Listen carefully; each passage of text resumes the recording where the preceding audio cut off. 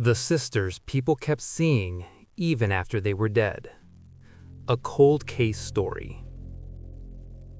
On a freezing winter night in Chicago in December of 1956, two sisters left home to watch a movie.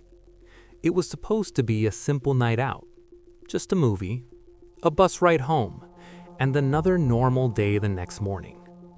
But something happened between that theater and their front door. Something that would turn their disappearance into one of the strangest cold cases in American history.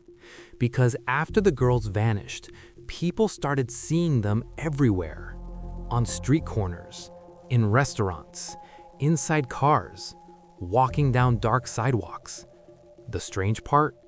Many of those sightings happened after investigators believed the girls were already dead. This is the story of the murder of the Grimes sisters, a case that still leaves investigators with unanswered questions, and a mystery that almost feels supernatural. The Elvis Girls. The two sisters at the center of this mystery were Barbara Grimes and Patricia Grimes. Barbara was 15 years old. Patricia was 12. They lived with their mother in a quiet Chicago neighborhood.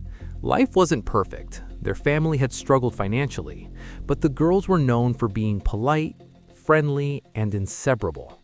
They shared the same bedroom. They shared the same friends, and they shared one massive obsession: music. More specifically, Elvis Presley. Like millions of teenagers in the 1950s, the sisters were huge Elvis fans. They played his records constantly, collected pictures of him, and talked about him with friends at school. People around the neighborhood even gave them a nickname, the Elvis Girls. So when an Elvis movie began playing at their local theater, the sisters begged their mother to let them go see it. The film was Love Me Tender. Eventually, their mother agreed, but she gave them one clear rule: be home by 11:45.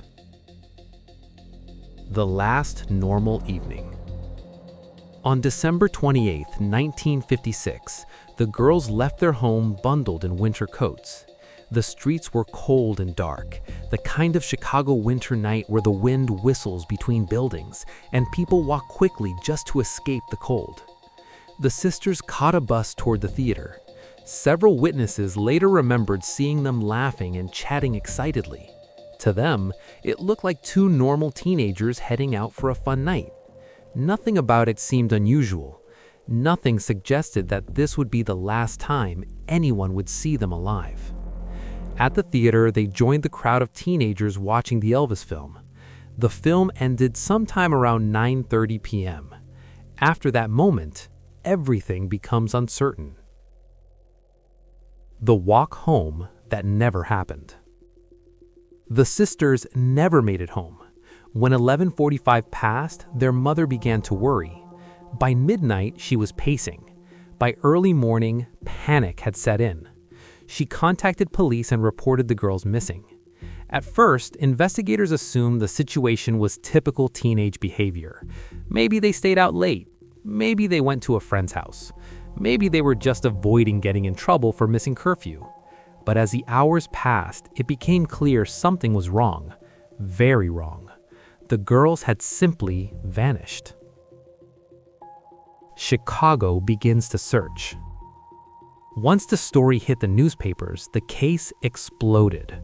Photos of Barbara and Patricia appeared across Chicago. Police began questioning everyone who might have seen them. The investigation grew quickly. Hundreds of officers joined the search. Schools were questioned. Bus drivers were interviewed. Neighbors were asked if they had seen anything unusual. Then the tips started coming in, and that's when the case began to take a strange turn. The sightings. Someone called police claiming they saw the sisters walking down a street several miles away. Another person claimed they saw them sitting inside a restaurant. A gas station worker reported seeing the girls traveling with two older men. Then another witness came forward saying the girls had been dancing in a nightclub days after they disappeared. The reports kept coming. Different neighborhoods, different cities, different people. Some witnesses were absolutely convinced. They weren't guessing. They were certain. "I spoke to them," one person said. "They were laughing," another claimed. Each report sounded believable enough that police had to investigate, but every time detectives followed a lead, it went nowhere. The strange timeline. Today, investigators believe the sisters may have died within 5 hours of leaving the theater. That means something disturbing. Many of the sightings occurred days later. Some even happened weeks later. So who were people seeing?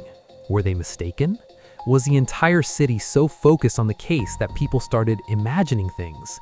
Or did something else happen during those missing weeks that investigators never fully understood? Even detectives later admitted the number of sightings was unusual. Hundreds of people claimed they saw the girls. Hundreds. That's far more than most missing person cases ever receive. The discovery in the snow. 3 weeks after the girls disappeared, the case took a horrifying turn. On January 22, 1957, a construction worker was driving through a quiet road in Willow Springs, Illinois. It was cold. The snow covered the ground. Then he saw something along the roadside. At first, it looked like discarded clothing, but when he got closer, he realized it was something far worse. 2 bodies lay in the snow. It was Barbara and Patricia. The news shocked the entire city. The investigation. The medical examination revealed the girls had been murdered, but many details remained unclear. Some evidence suggested the girls had been exposed to freezing temperatures. Other evidence raised questions investigators struggled to answer. And despite the massive investigation, the case never produced a clear killer. Several suspects were questioned. One man even confessed, but his story later fell apart. Another suspect was considered extremely dangerous, but evidence tying him to the crime remained weak. Years passed, then decades. The case slowly turned into a cold file. The mystery that remains. Today, the murder of the Grimes sisters remains officially unsolved. But the part of the story that still fascinates people isn't just the crime itself. It's the sightings, the strange reports, the moments when people swore they saw the sisters walking through Chicago long after they were gone. Maybe the witnesses were mistaken. Maybe fear and media attention created a kind of citywide illusion. Or maybe something else happened during those missing weeks that investigators never fully understood.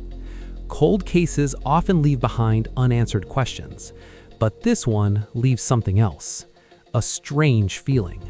Because somewhere out there are people who still remember the night they thought they saw 2 teenage girls walking down a street, smiling, weeks after they disappeared.